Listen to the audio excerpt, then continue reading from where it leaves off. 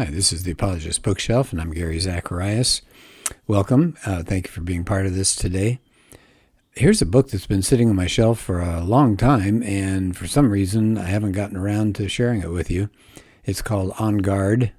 It's by William Lane Craig, subtitled Defending Your Faith with Reason and Precision. And I just wanted to share with you what a couple of people have said about the book, because it's pretty powerful. Lee Strobel, of course, he's a former skeptic, author of The Case for Christ and The Case for fill in the blank, a lot of others. And here's what he has to say about Craig's book. In these pages, you'll learn the most compelling arguments in favor of Christianity. Not only that, but you'll also find out how to respond to the most popular objections to those arguments.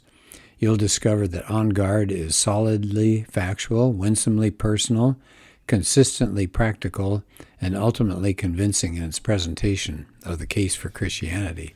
Well, that's a real thumbs up, huh? Mark Middleburg says there's probably no greater defender of the Christian faith alive today than William Lane Craig, and others gives equally glowing comments. I'll end with this one, J.P. Moreland. It's hard to overstate the impact that William Lane Craig has had for the cause of Christ. He is simply the finest Christian apologist of the last half-century. And that's strong praise, isn't it? But he goes on, he says, and his academic work justifies ranking him among the top 1% of practicing philosophers in the Western world. Yeah. It says he's also a winsome ambassador, an exceptional debater, and a man with the heart of an evangelist. He says, I know him well and can say he lives a life of integrity and lives out what he believes. So that should give you an idea of the praise for this book. Here are some of the topics that we have in the book, and I'm going to focus on one for this podcast. He starts off like a lot of books do, dealing with apologetics, just explaining it, defining it. What is apologetics? What difference does it make if God exists? Why does anything exist at all?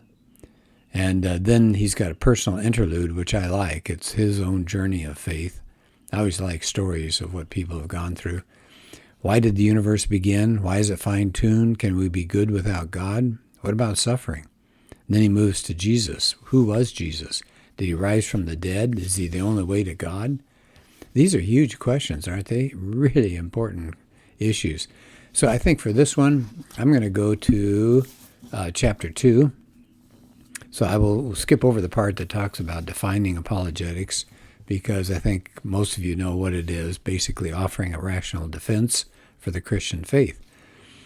So chapter 2, what difference does it make if God exists? So he said, before we share with people evidence for God's existence, we may need to help them see why it matters in the first place. Otherwise, they just won't care. So let me stop there for just a second. I've kind of come to that conclusion myself, and I have a talk that does something like this. So, in other words, before we say you need Jesus, we probably want to back up and say, why would you want there to be a Jesus? In other words, what can Christianity do? What are the held out promises of Christianity? And if those make sense, then we can say, all right, let's see if it is true. It offers X, Y, and Z. Isn't that great? Yeah. Wouldn't you like that? Sure. All right, well, let's check and see if it can really deliver. So it's kind of like steps along the way. All right, so he says, if you show people the implications of atheism, that's what this chapter is going to be, show them the implications of atheism so that we can help people see that God's existence is more than just adding one more thing to do. It's an issue that lies at the very center of what it means to live a life. It touches each of us, he says, at the core of our being. Yeah, exactly. Exactly right. So many philosophers, he mentions a few, Jean-Paul Sartre and Albert Camus, have argued that if God doesn't exist, life is absurd. Yeah, that makes sense. It says, the absurdity of life without God may not prove God exists. I mean, does that make sense? Yeah, I mean, just because life without God is poor, that doesn't prove the other half that there is a God. But Craig says it shows that the question of God's existence is probably the most important question anybody can ask. I agree. If there's a God, we live a life completely different than if we say there is no God. He says nobody that really grasps the implications of atheism can say, oh, whatever, when the issue of God comes up. Now, he says, I need to define God. So Craig is very careful to define his terms here, and he does that in all of his writings, and he does that in his debates. So when he says God, he means an all-powerful, perfectly good creator of the world who offers us eternal life. Now, if there is a God, and of course there's the if there's a God, things are really different. If there's no God, life is absurd. Life has no ultimate meaning, value, or purpose. So he said, these three notions, meaning, value, and purpose, are actually distinct. So again, he's going to do a quick definition here. Meaning. What's meaning? It has to do with significance, why something matters. What's value? That's dealing with good and evil and right and wrong. What about the word purpose? That has to do with a goal, a reason for something. So he goes back. He says his claim, that's what he's going to talk about in this chapter, that if there's no God, then meaning and value and purpose are nothing more than human illusions. They're just in our heads. If atheism is true, Craig says, life is objectively meaningless, valueless, and purposeless, despite our subjective beliefs to the contrary. So he starts off, he said, think about this. If God doesn't exist, what's going on around us? Man and the universe are doomed to death. I mean, we're a biological organism, the human race, so we'll die. And if we don't have any hope of immortality, where do we end up? The grave. Life is just a spark in the infinite blackness. It appears and it flickers and then it's gone. So he says everybody has to face what that theologian Paul Tillich called the threat of non-being. In other words, I know I exist right now and I'm alive, but I look ahead and I think, someday I'll no longer exist. That is staggering. That is staggering. And Craig says his own story. He said first time his father told him that someday he would die, and said Craig had never had that thought. And he said he was filled with fear and sadness. And then the dad tried to say, well, I'll be a long way off. But that didn't seem to matter. Craig says that it didn't matter whether it's sooner or later. I was going to die, and it overwhelmed him. He finally just learned to accept that fact. I mean, we do. We just kind of live with that inevitable. In fact, we don't like to think about it at all. But we got more than the human race dying, don't we? The universe has a death of its own. Right now, at least the latest thing is scientists are telling us the universe is expanding. The galaxies are growing farther and farther apart. Now, what's going to happen? It's going to use up more and more of its energy, so it'll get colder. And eventually, every star will burn out, and all matter is going to collapse into dead stars and black holes. So there's no light. There'll be no heat. There'll be no life. So what will we see out there if we could see just the corpses of dead stars and galaxies just expanding out further and further into the cold recesses of space? It's going to be a universe in ruins. He said this isn't science fiction. It will happen unless God intervenes somehow. So he said the life of each individual person is doomed. The entire human race, our whole civilization is doomed. So we're just waiting for our execution, basically. There's no escape. There's no hope. Wow, cheery, huh? No. He says, why don't we look at what happens if life becomes absurd? Then we'll have no significance, we'll have no value, we'll have no purpose. So he said, let's look at these three. So he starts with no ultimate meaning. So if each individual person is gone at death, just zip, zap, gone, then what ultimate meaning can there be given to that person's life? Does it matter whether he or she ever existed? Okay, that person's life may be important relative to other events, like maybe they'll give money to a hospital or they'll raise a nice child or something, but what's the ultimate significance of these events?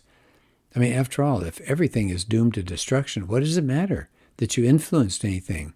Ultimately, it makes no difference at all. And by the way, I like this. Along the way here, he has little sections off to the side of the page. He calls it Talk About It.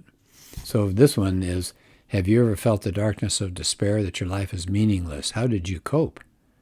So these are good questions to think about as people are working through their book. So he says, this is a horror of modern man. There's no ultimate meaning. You end in nothing, right? You are nothing. And he said, if God doesn't exist, he said, what if we could live forever, though? Wouldn't that help? He said, well, life would still be without meaning. We would be asking, so what? So he said, it's not just immortality that we want. We want something to be significant. We need God and immortality, not just mortality and immortality. So if there's no God, life becomes meaningless. Man and the universe don't have any significance at all. So no meaning. Let's go to the second one, no ultimate value. If life ends at the grave, Craig says, it doesn't make any difference whether you're a Stalin or a Mother Teresa. What would it matter? Just live as you please. The state torturers in Soviet prisons knew this, says Craig, and he quotes from Richard Wurmbrand, who was a pastor that got tortured for his faith. This is pretty powerful. So here's what Richard Wurmbrand said. The cruelty of atheism is hard to believe when man has no faith in the reward of good or the punishment of evil. There's no reason to be human. There's no restraint from the depths of evil which is in man. The communist torturers often said, there's no God, no hereafter, no punishment for evil. We can do what we wish. Wurmbrand said he heard one torturer even say, I thank God, in whom I don't believe, that I've lived to this hour when I can express all the evil in my heart. He expressed it in unbelievable brutality and torture inflicted on prisoners. Wow. So what Craig is getting at here is, if death is the end, it doesn't matter how you live. Somebody might say, well, it's in our best self-interest, though, to have a moral lifestyle. I mean, after all, if you scratch my back, I'll scratch yours. But he said, that's not always true. We know situations in which self-interest runs smack into the face of morality. But he says, think about if you're really powerful, if you're a dictator of North Korea or the leader in Iran or something like that, you can pretty much ignore the dictates of your conscience. Just live in self-indulgence. He has a historian here, Stuart Easton. This is what he had to say. There's no objective reason why man should be moral unless morality pays off in his social life or makes him feel good. There's no objective reason why man should do anything save for the pleasure it affords him. But Craig says, the problem even gets worse. So regardless of immortality, if there's no God, there is no objective standard of right and wrong. Exactly. If otherwise, right and wrong is just up to the individual. There's no standard if there's no God. He quotes Richard Dawkins. There is at the bottom no design, no purpose, no evil, no good, nothing but pointless indifference. We are machines for propagating DNA. It is every living object's sole reason for being. So that's what Dawkins has to say. Now here's another little talk about it section. How would you live if you believe that humans are simply machines for propagating their DNA? Yeah, that's a good question. How would we live? Pretty selfishly, I would guess. So Craig says, if we're in a world without God, who's to say whose values are right and whose are wrong? There's no objective right or wrong. It's just going to be a cultural or personal, subjective judgment. Think of what that means. He said, it's impossible to condemn war. You can't condemn oppression. You can't call crime evil. On the other hand, you can't praise generosity. You can't praise self-sacrifice. You can't say love is good. To kill someone or to love someone is morally equivalent. Because in a universe without God, so one more time, what's he saying here? In a universe without God, good and evil do not exist. There's only just the fact of existence. Nobody's there to tell you you're right and I'm wrong. He's been talking about meaning. He's been talking about value. And now he wants to talk about purpose. If there's no God, we have no purpose. He said, if death is at the end of our lives, what's the goal of life, right? What's our purpose? Is it all for nothing? Is it pointless? He said, it is. There would be no goal. There's no purpose for the universe, no purpose for us. Any purpose at all for the human race? We're just going to be gone someday, lost in the oblivion, he says, of an indifferent universe. So he said, think about us individually. If there's no God, there's no purpose. Your life is not really different from any animal. Pretty much the same. Man and the universe are just accidents of chance. We're just kind of thrown into existence for no reason. The universe is just a cosmic accident.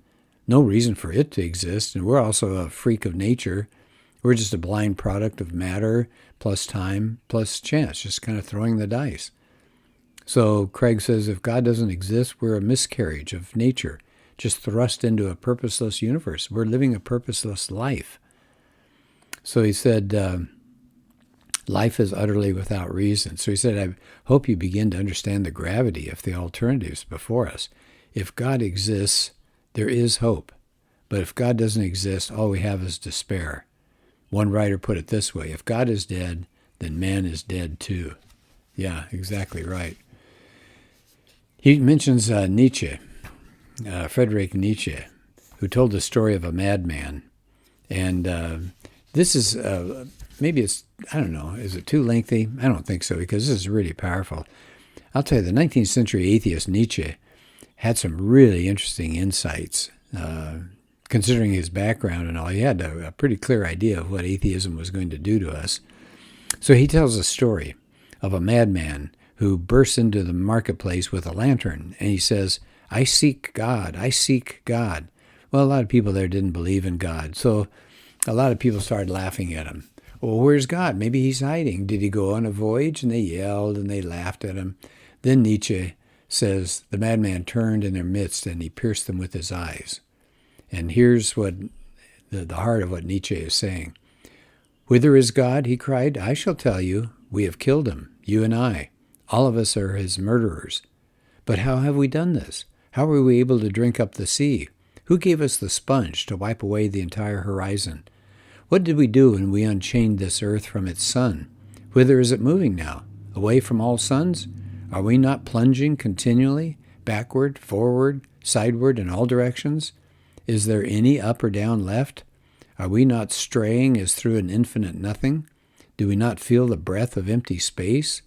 Has it not become colder? Is not night and more night coming on all the while? Must not lanterns be lit in the morning? Do we not hear anything yet of the noise of the grave diggers who are burying God? God is dead, and we have killed him. How shall we, the murderers of all murderers, comfort ourselves? Well, the crowd stares at the madman in quiet. At last he dashes his lantern to the ground. I've come too early, he said. This tremendous event is still on its way. It has not yet reached the ears of man. Wow, Nietzsche looked ahead, and he predicted someday modern man was going to realize the implications of atheism, and it would usher in the loss of any meaning and value. That's nihilism, right? No meaning, no value to life. Pretty powerful for somebody in the 1800s to notice that. So he said, what do we got left? If you're an atheist and you don't think there's any meaning, all you can do is face the absurdity of life and live bravely. That's it. I always think as a literary person, somebody who studied a lot of literature, I think about Ernest Hemingway.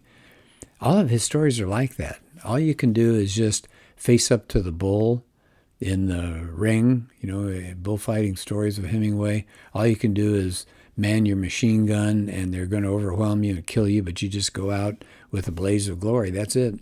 Live bravely. So back to Craig, he quotes Bertrand Russell. He said, all we can do is build our lives upon, quote, the firm foundation of unyielding despair. So we just have to realize the world is a bad place. Camus said we should honestly recognize the absurdity of life and then live in love for one another.